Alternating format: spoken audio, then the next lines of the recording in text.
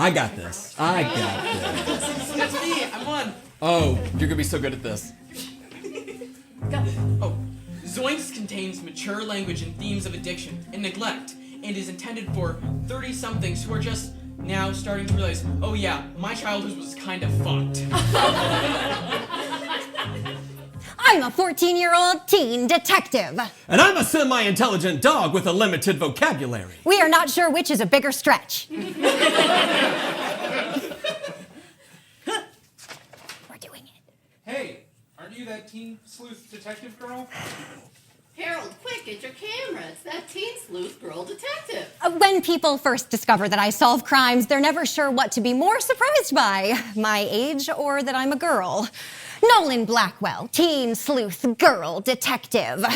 I started saying it as a joke, but the reporters ran with it and the title just kind of stuck. And I would have gotten away with it too, if it wasn't for this meddling teen sleuth girl detective. And her dog. Good boy. There are 3 things that no one understands about teen detectives. Number 1. Where the fuck are your parents?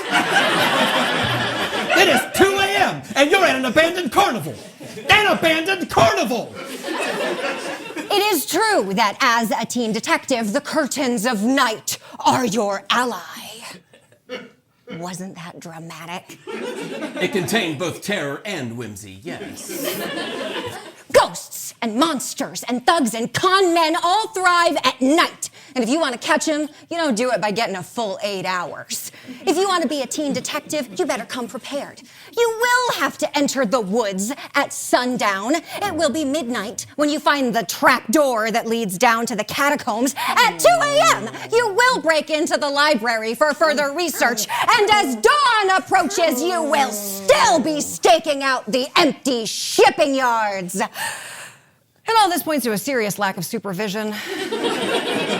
Nancy Drew, dead mom. Johnny Quest, dead mom. Tom Swift, dead mom. The Boxcar Children, 2 dead parents, homeless. The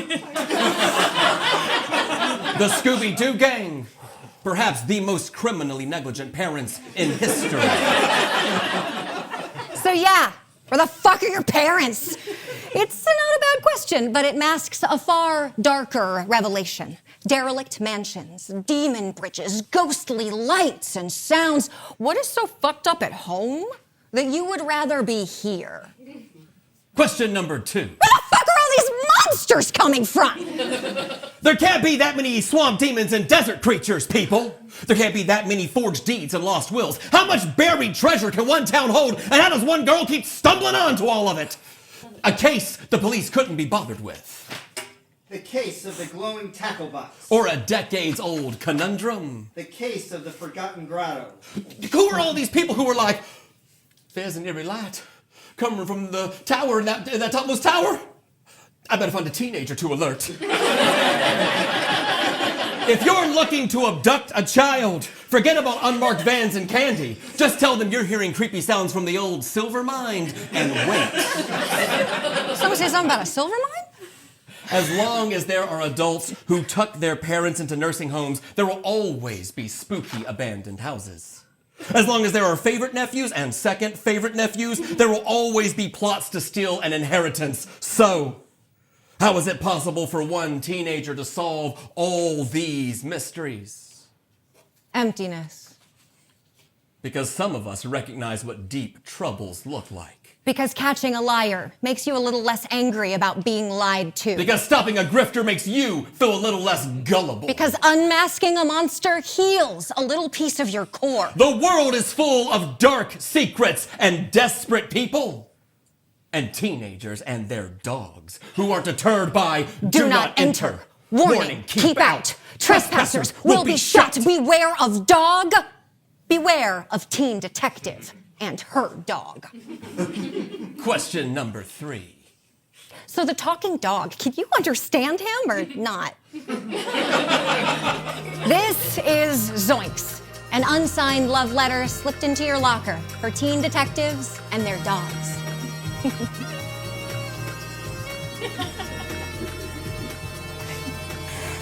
Over the small town of Mars Majestic, a heavy and sinister presence looms. It affects someone in every family, leaves devastation in its wake, and isn't prejudiced in who it targets. And yet, it goes largely unspoken. If you're a local, you know it as that ghost story children tell one another, huddled under streetlights or strung around a bonfire. That urban legend their older siblings scoff at. That interesting nugget of lore that the Mars Majestic Sentinel recounts once every few years. If you're a local, it's pretty good odds you're damn certain there ain't a lick of truth to any of it. But if you're one of the unlucky few who has sought it out, heard its bargain, accepted its terms, you know it as a presence, a weight you can't unburden. And it's all because no one will bulldoze that goddamn house at the top of Bobsey Twin Road. It's the kind of abandoned house that should inspire ghost stories. The kind of abandoned house that should disrupt radio frequencies as your car passes by. The kind of abandoned house that should set your pets to whimpering on evening walks. The kind of abandoned house that should entice neighborhood kids into daring one another to sneak up and touch its doorknob. It's the kind of abandoned house that is fucking just creepy as shit. And prominently set in the facade, facing the street and the town below, is a big bay window. Somehow still perfectly intact, despite its age, despite the decaying of the house. Somehow it has managed to stay perfectly clean. How else could it hold the town's reflection in such a soft glow? If you were to stand inside the house, gaze through this window, peer down Bobsey Twin Road, the town of Mars Majestic would seem small enough to hold in your hand, brittle enough to wrap your fingers around as you counted down the moments until it was time to snap your fist shut. It is, if you're just starting to put two and two together, the perfect vantage point to brood and plot. Even now, in the peaceful lull of early morning, as the August heat begins to dial back in, a hunger grows. Sitting in a bay window, a heavy and sinister presence watches and waits. It spells trouble for the little town. But Mars Majestic is getting a new resident today, and she's trouble too. Well, they both are. If you knew to be looking, you'd be able to see them, the lone SUV on the small two-lane road, coming up on the river, approaching the old rusted-out truss bridge, crossing over the county line in 3, 2... Now. Nolan Blackwell turns around in her seat, reaches over the back, and funnels her hand into one of the breathing holes, fingers waggling just enough to scratch a snout, but not enough to really get an itch. Rose and mint? The smell familiar and comforting is enough to make this car ride almost bearable. Nolan, quit agitating that dog. I'm not agitating him. He's just trying to wag his tail. You can't turn your back on a dog with a wagging tail. On your butt, please. Smells tell us pretty much everything we need to know about a situation, and you can only get so much through a car vent. It gives us vital information. Should I be on alert? Should I investigate further? Can I trust you? Should I put this in my mouth? If you can't sniff out a situation, how are you supposed to know if you're in danger? How are you supposed to find your way back home? We move a lot, and the scents are always different. But to start out, Nolan always smells like where we just been. But then, slowly, like the new place, too. A little at a time, her hair, her clothes. It's like a disguise, blending into your surroundings, acting like you belong there, like you always been there. But I can always pick her back out. You see, there's one scent that never changes, that always makes Nolan Blackwell smell like home. She keeps it in that little green satchel she takes everywhere she goes. Lip balm, which is like candy that you wear so others can lick it off. Rose and mint. Nolan shoves the lip balm back into the small green satchel and pulls out a stack of brightly colored envelopes. She spreads them out across her lap. So many envelopes, all written to the same person, but never to the same address. Hi, Nolan. Don't bother shaking, there's no money. Only lots of love from someone who misses you. I'm doing really well right now and hope that you are too. Maybe we can get together sometime this fall. That would be nice. There are more ways to stay in touch than ever before. The world beeps and dings and whirs, and yet there's still no better feeling than receiving a letter in the mail, especially when you're young. The leaves have started changing here. Is the lake still warm? You look like you've gotten taller in your photos. What shoe size are you now? I bought you some new sneakers. They're in a box on your bed. Or I can mail them to you. The school sent me a copy of your grades. So proud. Your phone buzzes in your pocket. The notification tells you the first few words and you know the rest. You'll swipe and scroll and read it anyway, but it won't tell you anything new. First snow. The hilltop is crawling with kids and sleds like when you were little. I did a deep clean of your room yesterday. New sheets too. Hopefully you'll come for a long weekend soon. Did you get my care package? I never heard back. But anything good can be co-opted. Brightly colored envelopes become beacons. Finding a letter in the mailbox can be like seeing smoke on the next hill, like hearing an ambulance and knowing it's headed your way. Dear Nolan, I'm sorry, but I have to cancel again. I know we've had these plans for a while, but now just isn't a good time for you to come home. I'm sure Aunt Liz told you that you'll be staying with Grandma Julie till the end of summer. Don't worry. I survived my whole childhood in Mars Majestic. You can hold out 3 weeks. Let's try again in the fall. They become clues in an ongoing investigation. I love you, Mom. They become evidence. Aunt Liz's SUV turns onto a narrow, hard-loved road and pulls up in front of a small brick house with a wraparound wooden deck. Okay, come on, boy. Nolan Blackwell lingered in the street, staring up at the house. Fuck this place. She thought to herself, maybe even whispered a little bit. She felt like running, like flipping off the nearest thing and opening up the throttle. It's not that the home wasn't inviting, it just was someone else's. Nolan Blackwell had trained herself to keep that idea in the forefront of her mind. You can do anything for 3 weeks. Pretty shitty as far as mantras go. But oh well. Nolan lumbers forward, dragging her overstuffed suitcase. The little white dog with the limp follows close to the girl. In truth, they're never more than a few feet from each other. It makes it hard for overtaxed family members to find shit for the girl to do. Grandma Julie stands in her covered carport. The easiest way to sum up Grandma Julie is long and gray. A long gray dressing gown with long gray hair, long gray fingernails, and most impressive of all, a long gray pillar of ash that clings to the end of her Virginia Slims. When she speaks to us, it is in a voice that is dark and husky.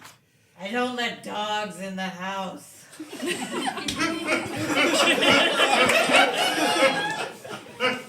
That's all right, Grandma Julie. Casper knows to stay off the furniture, and he doesn't scratch or chew. I don't let dogs in the house.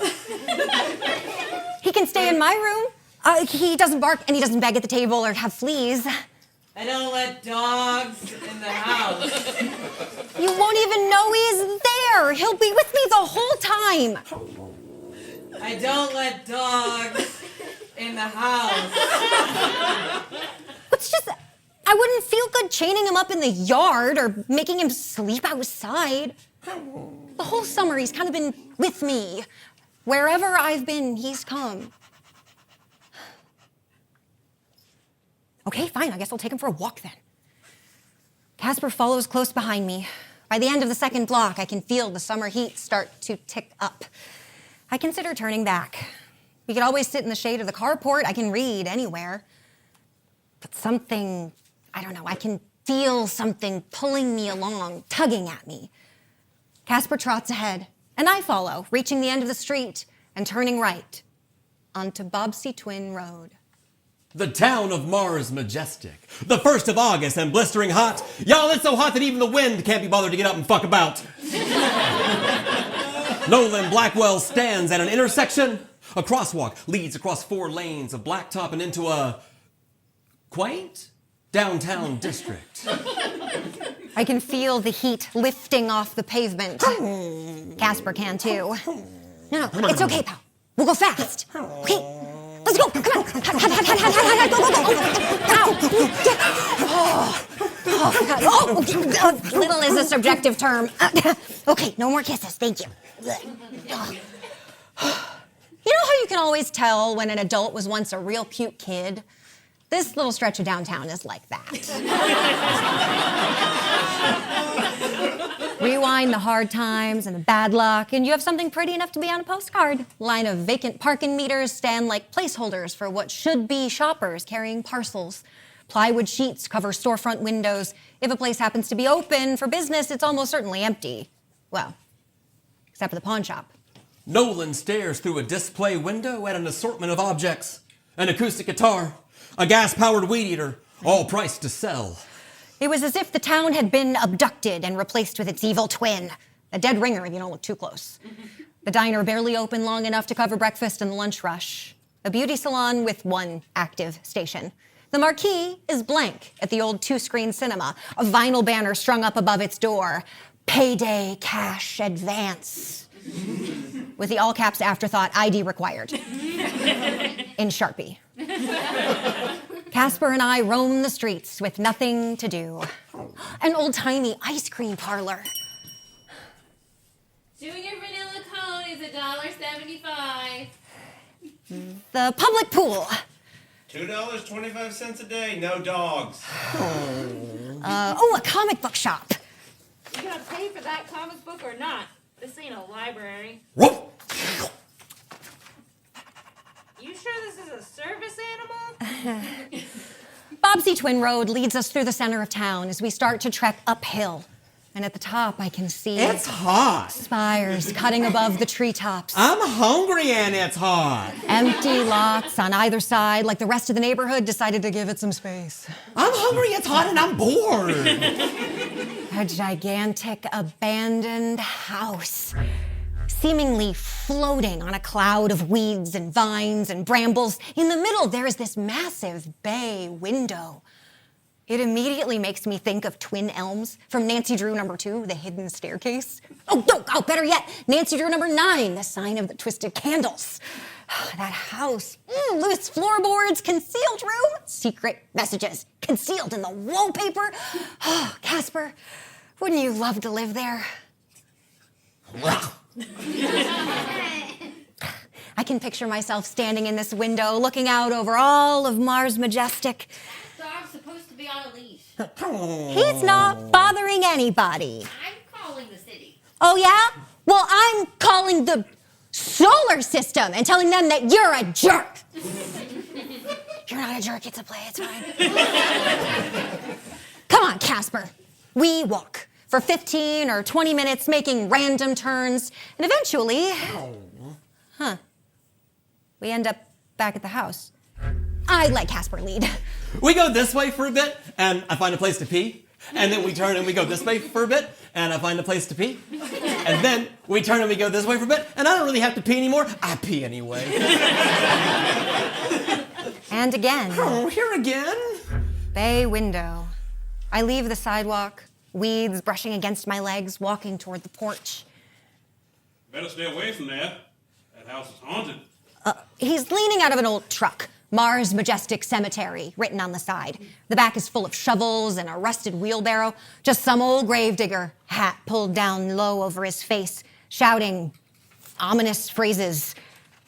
I don't believe in ghosts. Not a great excuse for trespassing. Oh, I did. It doesn't look like anyone lives here. Doesn't make yours, does it? I walk away from the house, toward the truck. This seems to make him uncomfortable. I hardly see any of his face under the brim of the hat. What do you mean, haunted? There's this tabby cat sitting down there on a porch, and he's making faces at me like he's got something on his mind. Now, I might put up with a lot, but I ain't taking no sass from no goddamn tabby cat. You ain't nothing but just a tiger that evolved the wrong direction, you short, round, orange fuck! Even with his limp, Casper is way faster than me. It takes me a full 10 minutes to find him again, and when I do, I guess that lady did call the city. And the city called Dudley the dog catcher. This your dog? Casper. City's got a leash ordinance. Sorry, I didn't know. Casper, get down. I catch him loose again, I'm taking him to pound. He hands me a piece of rope from his truck. Thanks. And I tie it around Casper's collar. We start back down the hill toward Grandma Julie's, and even though I can't see it, I can still feel the house watching us as we descend. Grandma Julie relented and shut me in the laundry room with an old ratty blanket for the night. It's hard to sleep in new environments. I could hear the old woman in the next room clicking and hissing. It was a sleep apnea machine. You could hear it through the whole house. We lay in our separate spaces and closed our eyes. It's hard to sleep without Casper. her. In the morning, we were touring the town again. I wonder what people know about that house. We passed a man pushing a lawnmower up and down the street, ringing doorbells looking for work. He had a deep tan set into wrinkles, and he had an ominous voice that was dark and husky. They say a whole cult committed suicide in that house. Took them 3 tries. Ghost stories, urban legends. There are 2 explanations for everything. A woman walking home, hunched over, lugging a bag of groceries around each wrist. She was wearing a nightgown as a general all-purpose outfit. And she spoke to us in an ominous voice that was dark and husky. I wouldn't go in there. They say the devil himself runs a backgammon game out of that house. Superstitions, old lore. There has to be more to the story than that. The next day, there were fewer people willing to talk to us. Maybe word was getting around. We saw that beat-up old truck again from the cemetery. I couldn't see the driver, just a shadow and a ball cap pulled low. Was it following us? Maybe it's just a small town. A small boy in a baseball uniform, pushing a bike with a flat tire. He had red dirt smeared on his face and a voice that was dark and husky. My big brother's friend used to sneak into that house to drink until he mysteriously vanished. That is some bullshit. We couldn't pass by that house without Nolan staring up and getting lost. There was a do not enter sign staked in the yard, mixed in amongst the tall grass. Maybe it had always been there and I just hadn't noticed that it felt newer and out of place. The vines and weeds hadn't had time to reach up and lay claim to it yet. A short stack of concrete steps led up onto the lawn. I step up, leaving the sidewalk. Beautiful old house! Oh, it scared me. I hadn't heard him walk up. He didn't look to be coming from anywhere or in any particular hurry. He spoke in a voice that was, well, you know. I've lived here my whole life, seen the neighborhood change a dozen times. Shame about that house. I wish the city would take it, clean it up. I turned and examined the house as the old man spoke. There's the old Stratemeyer estate. When I was a kid, you'd always see old lady Stratemeyer working in the garden. Tragic old woman. Must have married 5 or 6 times. Then you'd read in the paper where one of them had died.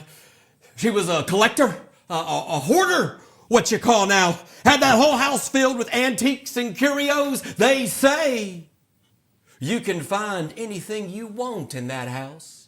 Anything at all. For a price!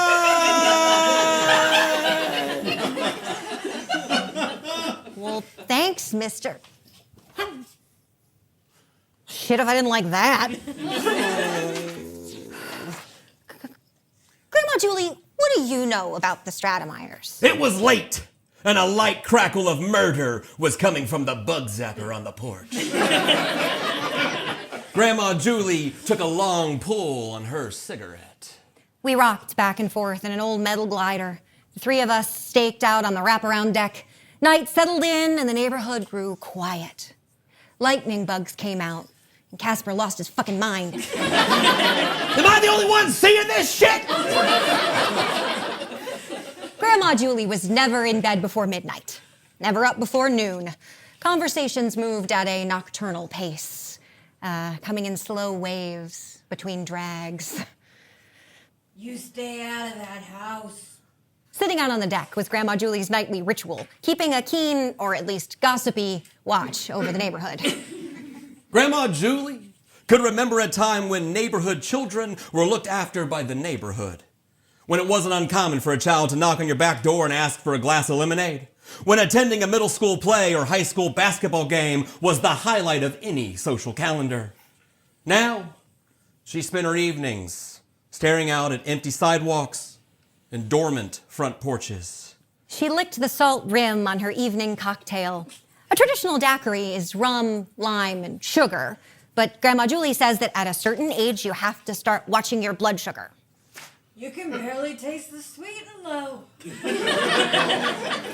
Grandma Julie's slippers sat unoccupied on the deck. They had a rich, rounded smell of sports equipment with just a hint of beef jerky. Don't touch that. I wasn't really thinking about the house. I was just kind of interested in the family. Well, I don't see what's so interesting. And what kind of sense does that make? We spent 2 days talking about the mattress wrapped up in plastic on the side street behind the house.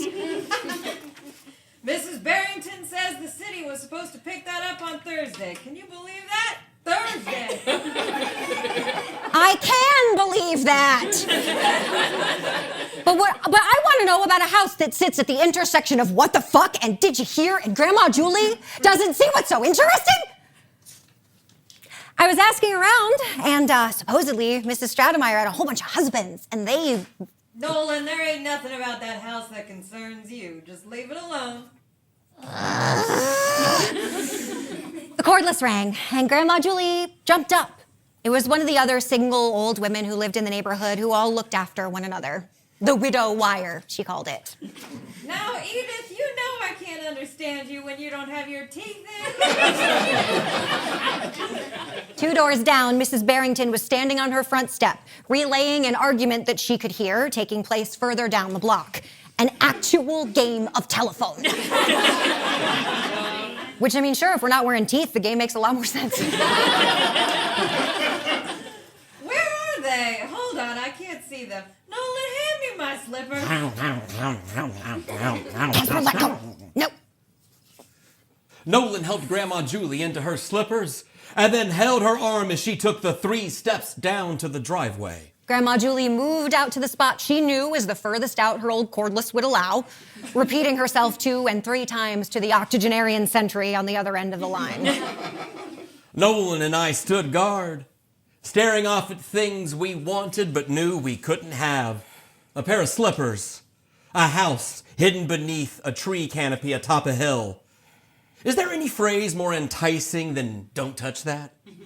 Is there anything more dangerous than a bored teenager? Sorry, pal. You gotta stay out here. Because there is a big sign in the window that says no dogs allowed. Come on, sit. Good boy.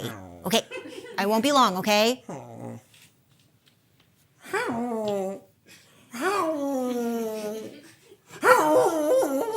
Casper. No. I don't want to sound like some kind of conspiracy nut here, but sometimes I think Nolan just says there are signs that read, "No dogs allowed." I mean, really? No dogs allowed? What, is this place run by the gazpacho? Whatever that is? The Mars Majestic Library was hot. As if the building were saying, shit, we still check out VHS tapes. You expect us to have AC? A window was open at the back of the reference section. A tall, oscillating fan converting the outside misery into inside misery and pushing it around. It took about 10 minutes to comb through the local history section. I had a table in the back piled high with a dozen or so books. All right. Note cards, pencil bag, and lip balm. Okay. Time to get to work. Now, don't get me wrong. Sitting next to doors is usually a pretty sweet life. There's always a variety of crotches coming by, and 4-year-olds have very sticky hands. But this place is a ghost town. So I move on, around the building and into a clump of bushes. There was at least one Stratemeyer entry in every index. Stratemeyer Lumber, Stratemeyer Textiles. The Civic Center was named after them, so was a high school gymnasium. There was a Stratemeyer Beautification Award given out by the Mars Majestic Garden Club, and at least 2 mayors. These people must have owned the whole state at some point. Without a library card, it's going to take all day to summarize these. I thought I'd found a pile of groundhog shit to roll around in, but it was just mud. I kept slinking through the bushes, around the next corner, and down the side of the building. I was the only other person in the library. Down the far end of the building, next to the open window. You couldn't see this corner of the library from the circulation desk. I found a bag of chippies, but something had already gotten to the crumbs. They were mesquite barbecue anyway, so no big loss. I kept my nose down, though, hoping that something still might turn up. So I walk over to the window and casually... whoop! Ow. Now, I'm minding my own business when this book comes out of nowhere and hits me on the head, which is fine with me, moldy paper being one of the finer things in life. Except this one smells like rose and mint. Nolan's gotta see this. I grab the next book, double-check the index, and whoop! Oh, I make it back around and there's another book smelling like Nolan. Now I'm grabbing them 2 at a time, and... Where are these things coming from? Only 3 more books to smuggle out, and I was starting to wonder if I hadn't been greedy. If I would even be able to carry all this back to Grandma Julie's. Excuse me, those books can't leave the library. Hello? Sorry?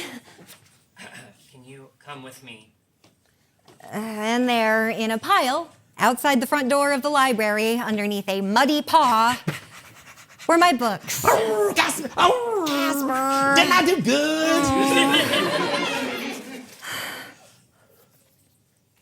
Nolan, too much dry vermouth will destroy a martini.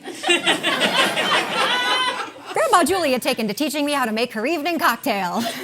She enjoyed having her own personal barkeep. She also seemed to enjoy downing my mistakes. This is what we call a double.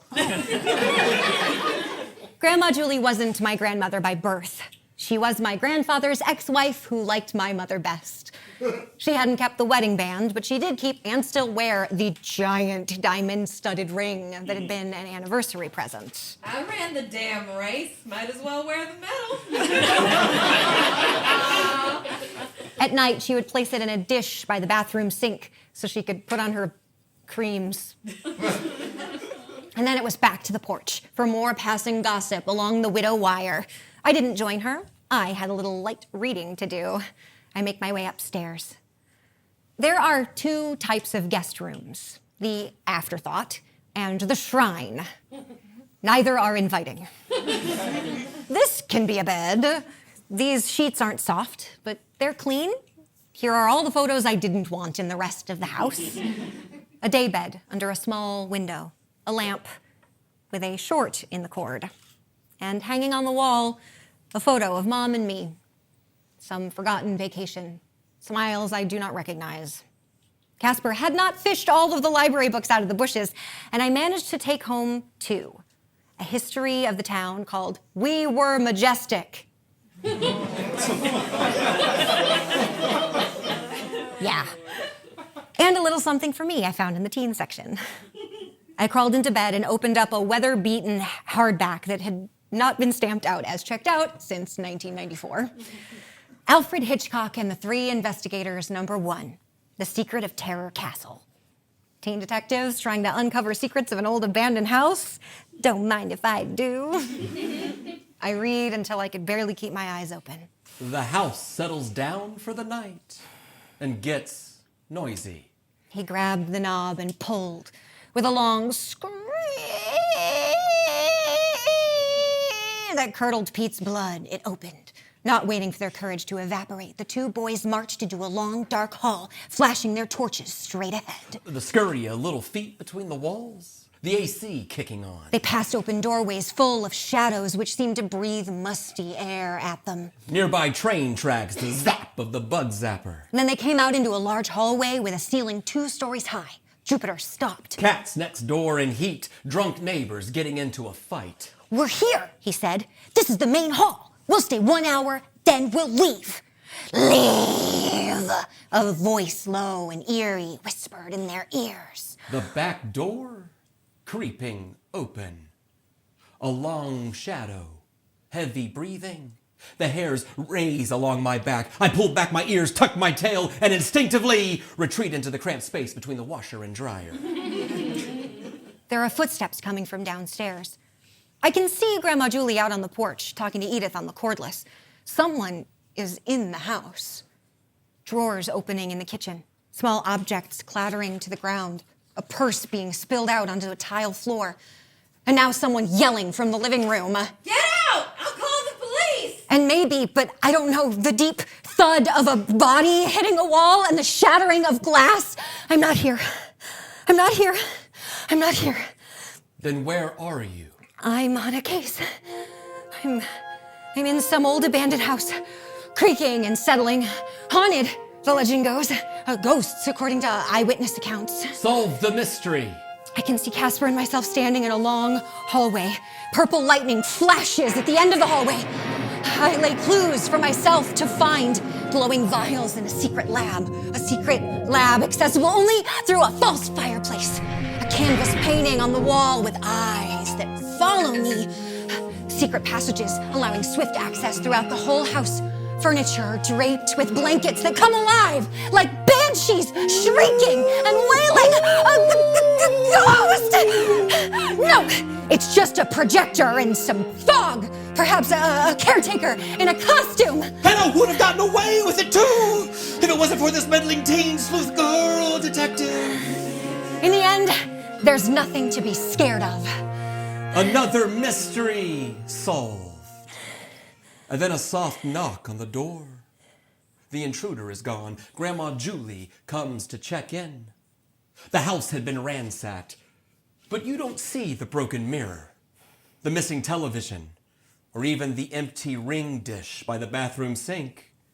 You just see another mystery waiting to be solved. Because there are two explanations for everything. Nolan and Grandma Julie clean in silence for the better part of an hour. There, good as new. Grandma Julie, We can talk about it in the morning. Why don't you take Casper and go on to bed? good night, Grandma Julie. Now you will keep him off the coverlet. It didn't matter that I was dead tired. What mattered was that the house was clean, that I hadn't been scared, that I wasn't alone. Extreme exhaustion and a racing mind are toxic combination, and my body shivers as the adrenaline finally drains. I open up We Were Majestic and turn to the index. There's all the familiar entries: Civic Center, Mayor, Textiles. And then at the top, I notice Stratemeyer architecture. I turn to the page and recognize the spire at the corner of the house looking new and freshly painted, but nothing else. The rest of the page has been torn out. When you train yourself to see mysteries everywhere, to search for clues in every corner, to see everyone you pass as a suspect, you can't be surprised when you eventually land yourself a real case. There's this piece of gum stuck to the sidewalk, and I'm this close to getting all of it up. Now, if you're new at getting gum off a sidewalk, you might think, I'll just lick it until it comes up. Amateur move! You gotta pull your lips back so your front teeth can get at it and gnaw. Nolan and Grandma Julie are in there. They've been in there a while now. I'd never been in a pawn shop before. They seem cheerier on TV. Didn't take long to spot Grandma Julie's television, but that's not what she's interested in. At the back of the store, under glass, is a ring that Grandma Julie vowed to keep for richer or poorer till death do they part. I'm not allowed to sell stolen merchandise. Clearly rehearsed! I legally have to give it back just as soon as you press charges. Update, the gum is starting to pull up. Grandma Julie sends me outside. Nolan's coming. I sit like a good boy, with the gum between my front two paws. I don't want Nolan to see it. She'll reach right into your mouth if you have something she wants. It's her worst quality. I nuzzle up against her, and it's one of those powerful moments where you know you're thinking the exact same thing at the exact same time. You always know when I need cheering up. Leashes suck! Ring, ring. Ring, ring. Ring, ring. Fine. Hi, Aunt Liz. Nope, we've already been to the doctor's office. You're mine now, gum. They said some of the prescriptions they could rewrite and some they couldn't. I don't know which ones. The man behind the counter is getting louder. The law says I have to wait 30 days. Horse shit, Grandma Julie says. We both know she ain't coming back in 30 days, Eddie. We both know she's already spent it, Eddie. How much? When you have a mother who is sick, everyone thinks they owe you an explanation. They think you walk around all day going, oh God, if only someone would put it straight for me. Not like an expert. Not like a doctor or anybody. No, you know your mother can't control it. It's the doctors. They're the ones who get them hooked on this stuff. She paces when she's on the phone with Aunt Liz. I don't even think Nolan is aware she does it. She hits the park and I lose sight of her. But stealing from the only people who are still willing to help you is a new low. So today we are long past no one is to blame. Sometimes you have to let a person hit rock bottom. Prison would probably save her life. $3,400? And what did you give her for it, Eddie? 100? 120? She has to get better on her own. Which puts me in kind of a fucked up position because maybe I would like to process this for myself. Maybe I'm mad too, but I don't get to be mad because you've reached the expiration date on your compassion. And now the 14-year-old gets to beg for her mom. And now a little bit of the edge of that gum is coming up. Aunt Liz says she knows somebody who beat it because chemical dependency is just an excuse when you got fucking God and a little bit of grit. And I'm sorry, but if your medical advice is coming from a woman named Jerry you sit next to on Sundays who's got a brother who beat it because he up and decided to trust the Lord, something there should be disqualifying. Around the corner comes a beat-up truck, Mars Majestic Cemetery written on the side. You know, your mother was so beautiful when we were younger. It pulls up to the curb and parks. The man in the low ball cap gets out. When we were kids, she was always the one with good grades. Boys hung on her. He sees me sitting in front of the pawn shop and ducks into the hardware store. She had all this potential. Isn't that great? And all you've got to do is Marty McFuck yourself into the past and carpe diem that shit. You tell yourself it's not fair to be mad at Aunt Liz. She packed your lunch every day this spring before school. She wants your mom to get better. She is stuck in this too. Or fuck, maybe it's not that at all. And now most of the gum has come up. Maybe she sees you and she thinks you've got half her genes. Maybe I'll take this out on you. It stretches and stretches. If I can't be mad at her, maybe I'll yell at Nolan. And then pop! You know what, Aunt Liz, if you're so fucking done, just be done then.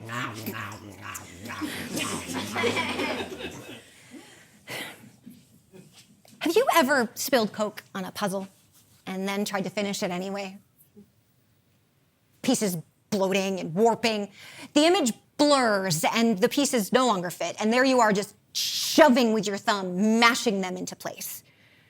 The truth of the matter is it's game over at that point. It's not ever gonna go together the way the box says. That's just not an option for you anymore. You get an almost picture and soggy pieces. That's what you get. And maybe you could make an almost picture work, but you'd hate to look at it. When you know you just bust it up, put it back in the box. When I was an infant, there was a car crash. Mom sitting in the front, a trapped leg and a mangled arm, trying to reach back to a rear-facing car seat. She says, I didn't cry. Didn't make a sound. She was afraid I was dead. I don't know how she managed the pain when I was little. No one is willing to go back with me that far. But I know things got bad when I turned 10. She has to get better on her own. She has to want to. that it's not in a teen detective's DNA to sit around and wait. I see myself going up to her with a baseball bat. I see this all the time, and I just swing. I take this almost image and I bust up those soggy, bent pieces. I break her until she can't move, till she's stuck in a hospital where she has to detox, where she can get clean and healthy again. And I wonder if I had a chance, would I be able to go through with it? No. Would I be able to stop? Ring, ring. Ring, ring. Ring, ring. Ring, ring. Ring, ring.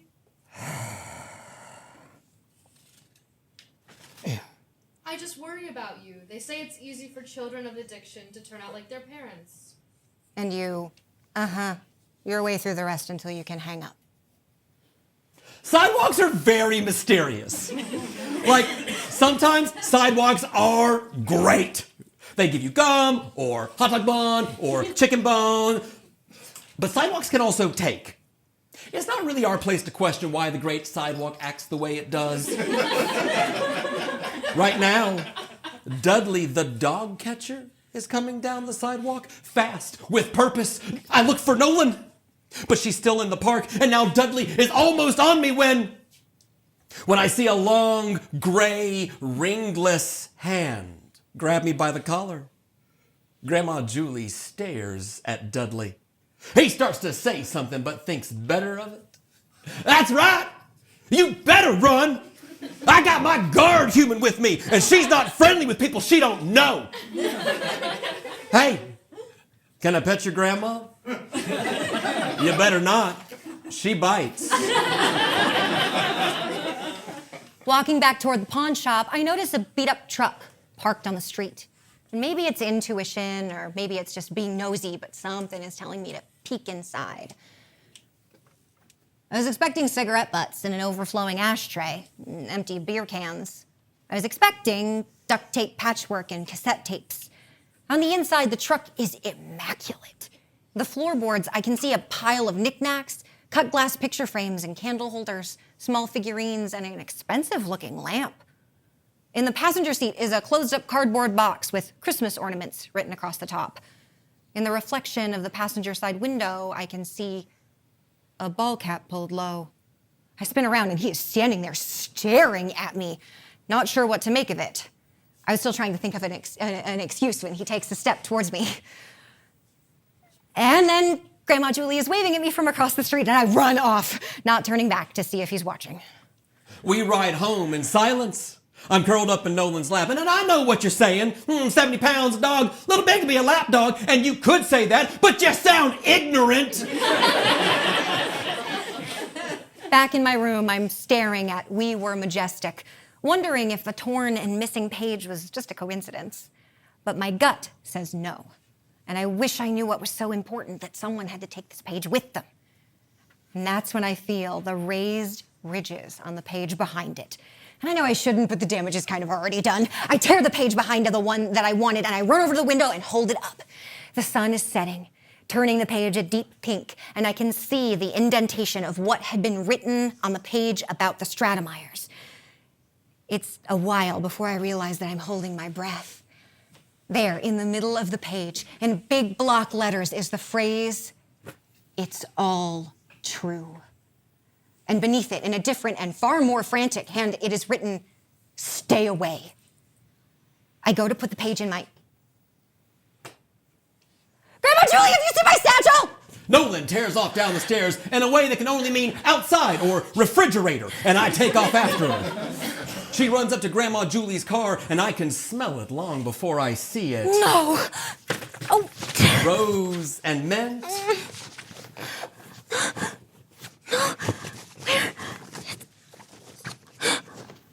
Oh, it's melted! No, stop. You just not... then I see Aunt Liz turn into the driveway. Have you talked to your mom? I don't suppose you would tell me if you had. She pulls up in this overstuffed SUV because some people need a third row for all the bullshit they carry around with them. I don't want to involve the police. Insurance is going to want photos. There's more than one way for a house to be haunted, for some ever-present specter to loom over you. The argument intensifies and we sneak out. I could tell you where we went, but I think you know. They say her fortune is still buried somewhere in that house.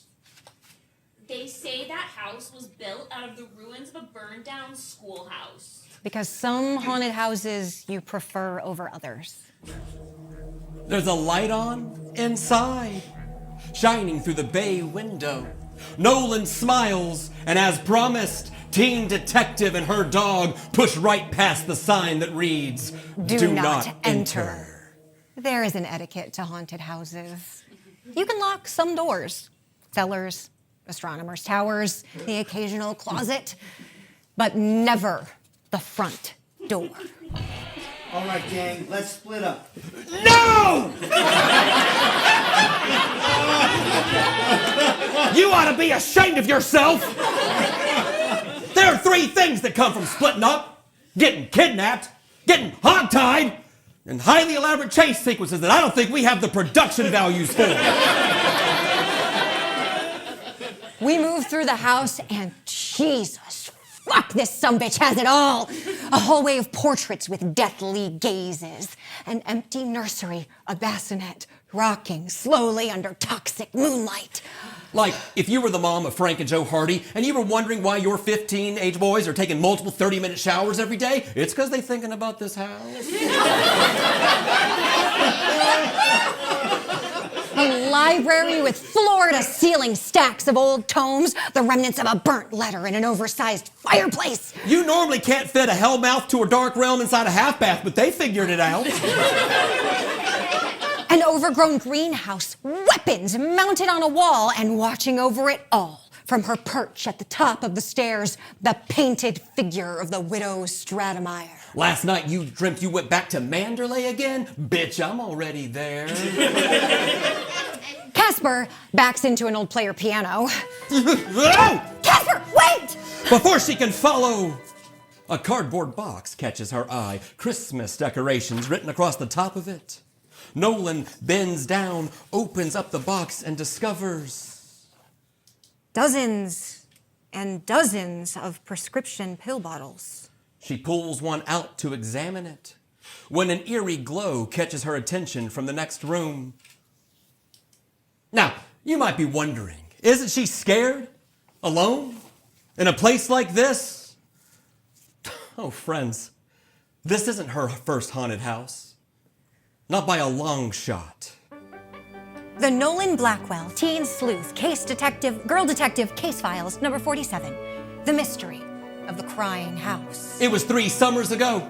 11-year-old Nolan Blackwell was staying with her Aunt Liz, a 3-month rehab program, and the promise of a family vacation when it was over. The beach, maybe.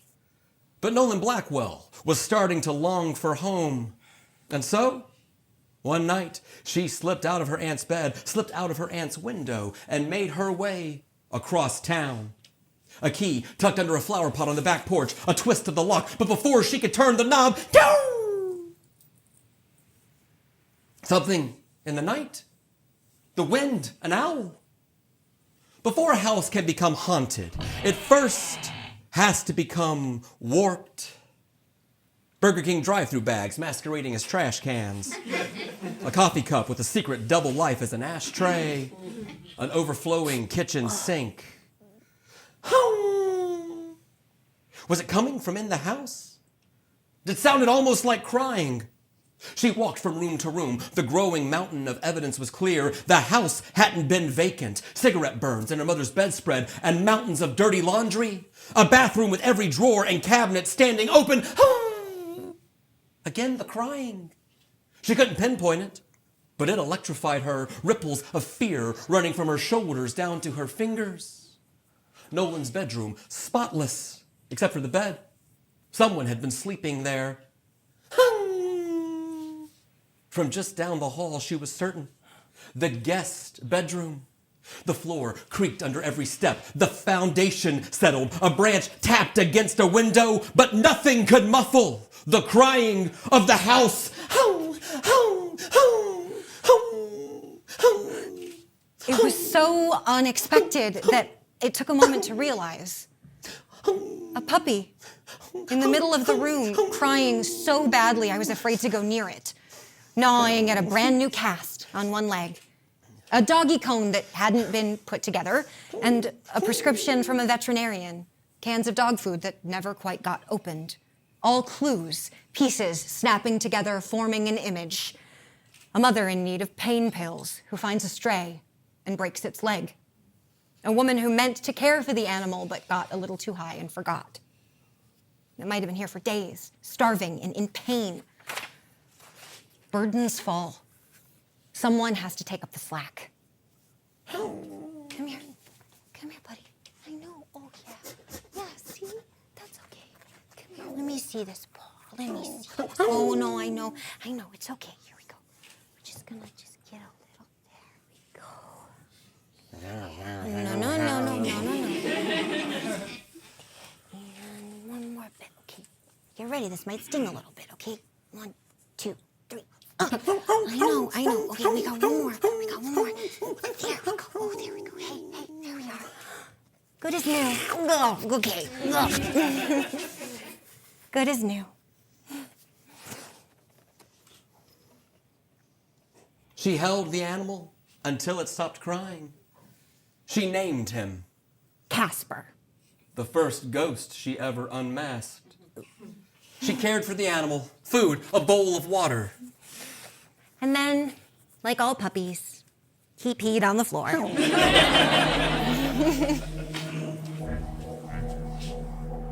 The room is bathed in an eerie, shimmering light, coming from a big bay window at the far end. Inside it, Nolan can see the soft reflection of a young girl. There's a small table between them, and on the table, a diamond ring.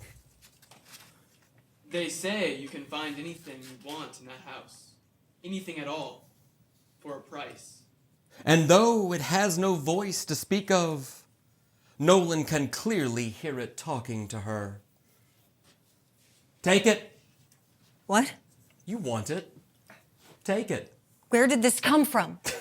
I can give you so much more. I peered through the window into another life. The woman from the portrait, the widow Stratemeyer, a young woman, a line of boys calling on her.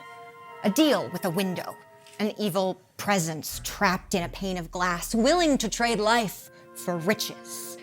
A series of husbands traded in for wealth, the woman growing richer, the window lengthening its life, growing stronger, until one day, the widow Stratemeyer, falling down her own staircase, staring up at her own image, willing to give up all her wealth for more time, but out of life to trade with. Anything you want can be yours, but I am old. You're young. 1 year for a ring. Surely a good price. You wouldn't even miss it. 1 year for a ring. I'm not interested. Maybe that's because you don't understand what I can do. Fuck that basement! You ever seen 6 dead husbands lined up like mummies? Dried up, shriveled up, like somebody just Capri Sunned all the juice out of them? This is all your fault. Split up my ass. Now look, I'm fine with brooding mansions and 1950s B-movie monster costumes, but you start lining up actual dead bodies and this TV set is tuned to murder she don't. A second staircase through the rotting storm doors and into the yard. A frantic run down to the street. The howl of a set of brakes. The kunk of a door swinging open. And then the low laugh and the sound of, yeah boy, Dudley the goddamn dog catcher, on his way home for the night when fortune smiled. A mother that could finally be well. A new life. I don't need all my troubles smoothed out, just level ground to start on. That couldn't cost too much, could it? Ask and find out. My reflection changes. It stretches out on all sides like those trifold mirrors at the mall. My mom standing next to me, her arm folded in mine. Moving back home, teaching me to drive, arguing the way a teenager and her mother are supposed to. Grandma Julie coming for dinner, Aunt Liz stopping in too. Ask for it. No, I won't fall for that again. Quick fixes, sure things, long shots, they don't last. And with that, the window dimmed, allowing me to peer through into the yard. Dudley, slamming the doors shut in the back of his truck. By the time I reached the yard, the truck was turning the corner. All right, I got a bargain for ya. Bring me back my dog. Give back Casper this instant, or I will shatter you into 1,000 pieces. The window burned. Like staring into the sun, flashes of images danced off retinas in a frenzied pace, and then, before she passed out, Nolan could make out the shape of a shovel, muddy boots, and a ball cap pulled low. Over the next few hours, consciousness came to Nolan Blackwell in hazy glimpses. The sensation of being drugged down a staircase, the feel of weeds brushing up against her cheek, the smell of fresh earth, and then complete darkness. The gravedigger put the shovels back in the bed of his truck, so happy that he remembered the empty 7th coffin in the basement.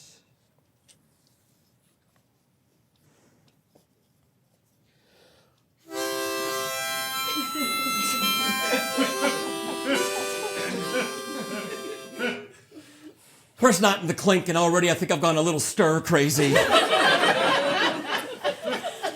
When I come to, it's completely dark. I can see the other inmates, a pair of fella mutts, a dachshund, and a toy poodle. Ugh. I'm not tied, but it's cramped where I've been stowed. It takes a moment for me to find my flashlight. They're all waiting for their owners to come, pay the fine, pick them up. But I haven't got time to wait. I have to get back to that house. I have to get back to her. Help! Someone! The most effective jailbreaks, they're not flashy, they're not elaborate. They rely on simplicity. My brain is screaming, get out of this! But I can't move my thoughts fast. You're fucked! I know that I have to slow my breathing, but panic has a hold on me and its foot is fully on the accelerator. Okay, where are you? Not here. Not here. Okay, you can't solve this one, so find something you can solve. Where are you? An old logging camp, beset by phantoms, a shuttered concert hall, and an undead orchestra. Find clues. Solve the mystery. I see a large window. It glows. Bright orange. Spider webbing and sagging in. It's a windshield, and beyond it I can see the blinking orange hazard lights of another car. Pain in my arm and leg, broken bones, torn skin, and behind me, a car seat, crooked and silent. I see a coffin, comically small, engulfed completely by the flower arrangements that surround it. I'm standing over it, propped up by a crutch, my arm and leg in a cast. Alone in a small bedroom, crying, looking at a familiar picture of mother and daughter on the wall, swallowing another pain pill, and then someone else enters, a long, gray woman. Go and ask the house. Go and ask the window. Asking the window. Making arrangements, settling terms. It's only 10 years. It's a bargain. It could have asked for 100. And then it's suddenly 10 years later. And I have a daughter that I don't recognize. And the only thing that's familiar is the pain. All of it. Individual flashes shown to me by the window, arranging until an image emerges. It fits the clues. A grieving mother. A bargain too perfect. A quick fix. A sure thing. A long shot. And at the end, a mother gets her daughter back, a new life. Only I don't believe in words like new. New new is the thing that other kids get. A new backpack every fall, new clothes at Christmas. Me, I get good as new. A promise to replace stolen birthday card money. Donated items to make a guest bedroom feel welcoming. Delayed plans to move back home. A life, good as new. Still in a coffin. Mystery solved. Now what? I exaggerate the limp and turn in circles like something's wrong. Dudley peeks in, shakes his head, and moves on. And he's right where I want him. I pull back a little on the crying, let's not overdo it, but keep up the limp. Dudley checks in again. This time I hide and lift the leg like I'm protecting it and don't want him to see it. He steps a little closer. I hold my paw up like I can't stand for it to touch ground. And now I can hear a key turning in a lock. And now you're probably thinking, Casper, you're a real classy dog. Well, thank you. You would never stoop so low as to sack someone who was coming to help you. Well, God's the one that put this battering ram at dick height, not me. The door opens and I spring forward. Dudley drops to his knees and boy howdy, I'm out of there. I turn a corner, running into Dudley's office, and you're not gonna believe this. There's a tabby cat sitting in an open window. It must be my motherfucking birthday. I leap up, connecting headlong with the tabby, and it obliterates into 100 million fluffy orange particles. Not exactly like that, but let me have this one. I feel a pinch in my leg as I land, but I don't have time for that right now. I gotta get back to my human. Hey, here's a surprising revelation for you. Being buried alive, not that big a deal. I make it back to the old Stratemeyer estate. On the corner of the street, I pass the pickup truck, Mars Majestic Cemetery on the side, the tailgate down. In the dark, feeling helpless. I'm running up the steps to the house, but something feels wrong about it. Waiting for something terrible you already know is coming. Like birds that can sense oncoming hurricanes, every strand of fur electrifies. Turns out I'm pretty adequately prepared for that. And around the side of the house, I can smell rose and mint. And then breathing gets harder, and the fear starts to creep back up. A mound of fresh earth newly turned over, and the faintest trace of Nolan. I start digging! Not a fear of what comes next. You're immune. A fear of being alone. I mean, nose in the dirt, sniffing like mad, and digging! And now I can hear something new. You're not sure what evolutionary imperative is pushing you on, but you dig! Scratching. It's instinctive, and you don't even realize it, but you're growling. Growling. Casper! You dig faster, pushing yourself! Casper, good boy! And now, my leg is starting to twinge, but that doesn't matter. I try not to elevate my heart rate, but I am screaming now. Come on, Casper! Good boy! And it feels like tendons are being rended off the bone. A bone that could snap again at any second. You feel pain that you haven't felt in such a long time, and you dig! Because she is down there. Because she is family! Because she is all that counts, and so you dig! And now, the dirt is coming up wet, and you know it's because your pads on the feet are raw and bleeding, but now is not the time to quit, motherfucker! Now is time to tuck your head and get to work and dig! Until the work is done! Until you've dug up this whole goddamn town! Until you hit wood!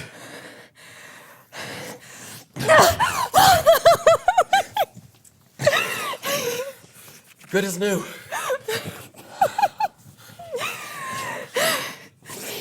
It is 2 a.m. and I've just been freed. Now this might be the time when others would go home. Others would cut their losses, grateful to be alive. This might be the time when others would call the police and let them deal with it. But that is not what you do when you're a teen detective. Let's build a trap! We split up. Don't. I make my way through the storm doors down to the basement. Up the stairs, through large front doors. Past the line of Jesus fucking Christ. Are those mummies?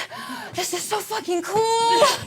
Into the parlor. I find this place. Large curtains against the wall. I start looking around. There has to be something I can use. And I pee on it. And then I go into the dining room. This old hutch. I pee on it. I'm working fast with anything I can find. String and old hula hoop. What else? Then I work my way over to the living room to this large bay window, and I don't really have to pee anymore. I pee anyway. Yeah, I think that can work. And now I hear these boots coming up behind me. Ball cap pulled low, a shovel in his hands. He lunges and I run, cutting through the reading room with a large fireplace. Clang! And the shovel connects with the marble mantelpiece above my head, around a wingback chair, and out into the hallway. He's fast behind me. He corners me at the end of the hallway. I turn around to face him, my ears pulled back, my tail tucked. There's nowhere left to go. Except down these steps to the creepy as fuck basement. I take them two at a time. My leg finally gives out, and I fall face first onto the concrete floor. I scrabble up, run, forward, leap. And now I can see him at the bottom of the stairs, walking in the dark towards Casper and towards a low-lying tripwire. He hits it, and snap!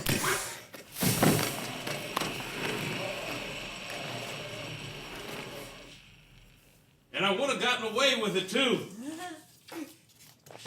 If it weren't for this teen sleuth girl detective. And her dog. And this net. Hula hoop. Ironing board. And these roller skates. It's a good find. I know it seems unlikely. You're just gonna have to trust me on this one. Nolan picked up the grave digger's shovel. And with purpose and a kick-ass stride, made her way back to... The house was fighting back. Portraits flying off the walls, rugs pulling themselves out from underneath me. The window glowing in wild anger. It wasn't begging. It wasn't bartering for its existence. It had gone to war. The window flashed alive and I could see her, the reflected image of my mother, standing before it, begging for her daughter back. I pulled back my arm and like a javelin, hurled the shovel. No! Running toward the window from the shadows of the house, Eddie, the goddamn pawnbroker. He held up his arm and the shovel connected, gashing him open. He stumbled backwards into the glass, through the glass, and into the night. And just like the books, just like the movies, we could hear the wailing of approaching police sirens. The gravedigger started confessing and wouldn't stop. An elaborate operation. A pawnbroker taking in stolen items in exchange for pills. Prescription drugs obtained by the gravedigger from the bereaved, raiding medicine cabinets after the deaths of their parents and grandparents. Storing their goods, making secret payouts in an old abandoned house. There was never any mention of magical windows, nor what he received from the window in exchange for protecting it. Mystery solved with mystery to spare. Hey, aren't you that teen sleuth girl detective? Hey, aren't you that semi-intelligent dog?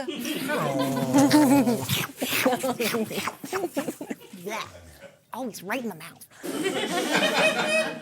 The rest of the summer passed with an average amount of drama and yelling and disappointment. When fall arrived, Uncle Terry agreed to let me come and stay with him for a few months. But Grandma Julie wouldn't hear of it, which is nice. Because I hear there have been sightings of a lizard creature down by the wooded railway tunnels. Jinkies.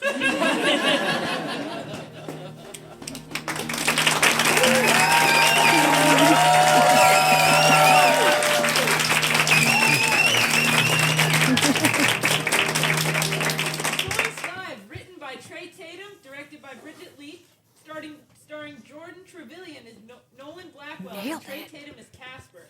ZOiNKS Live was recorded by Grayson, Halonen and is produced by Queen City Flash out of Cincinnati, Ohio. Yeah, thanks, Margaret. Thanks, y'all. Thanks for coming. And now we're backstage. We're people again. Thanks for coming.